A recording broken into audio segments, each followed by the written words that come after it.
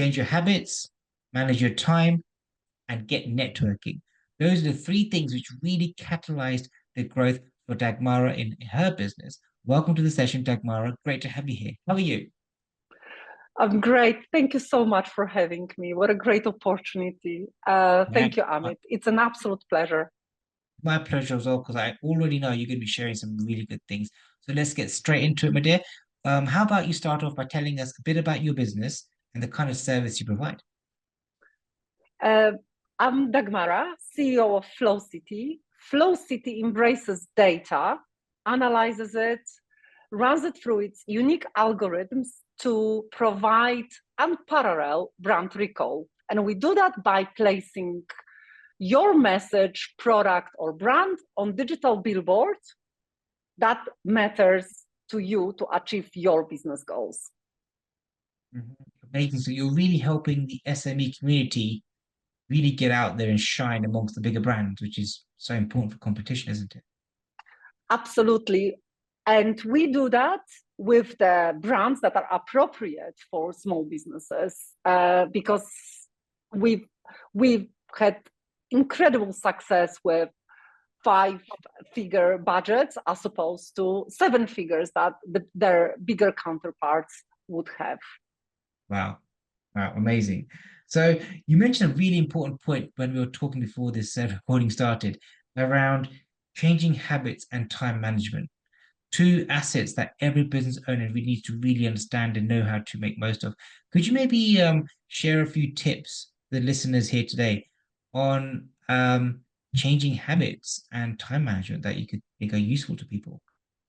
Absolutely. So I won't share anything new if I say how you start your day really matters, and an early night in an early rise. So I'm a big fan of getting good quality sleep, but that Mm, doesn't mean I don't get up early. So my day starts early. I like to get the bulk of the work done before midday. That leaves me then opportunity to spend afternoon on very important activities like this one. But the biggest change that happened in my business was when I recovered my evenings. So how I spend my evenings really impacts how my mornings looks like and what is the level of energy and optimism I have in the morning. So, for example, limiting what I watch or actually not watching TV at all, wow. not watching other media, really limiting it, not allowing myself to get sucked into scrolling because back in the day it was TV. Now we've got Netflix, but also social media. So being very conscious about how I spend my time in the evening Mm. and really having the no phone rule past 7 p.m. No fun rule, was it? No phone. Oh, no phone rule. Interesting. Wow. This sounds like regiments to the T, and it's so admirable how you've got such a good system going. I mean, how do you stick to it? All these distractions coming in, and lots of business owners fall foul to distractions. How do you fend against distractions? So for me, I do have sleep ups, but I follow the 0% is easier than 1% rule. So instead of making a decision whether or not this is a time to put the phone away, I just have a rule which I really try to stick to. Same with exercise. I'd rather do every day 15 minutes Mm. than few times a week for an hour because it's easier to organize my day with 15 minutes slots of regular exercise. Fantastic. So always making sure you do something to keep the habit going. Doesn't matter sometimes if it's this short or this short. Just do it to keep the habit. And I kind of relate to that myself. I mean, I'm the same with the gym. Go to the gym at least 5 times a week. Doesn't matter if one session's 1 hour, the next one's 15 minutes. Just getting there, showing up is what counts. And looks as if that's really working for you. other business owners can probably learn from. Um, One other point, which kind of contradictory to a certain degree to what you said, but it's still working for you. You said embrace the unknown for business success. Would you like to maybe share what you mean by that and how other business owners could maybe uh, learn from that and embrace that?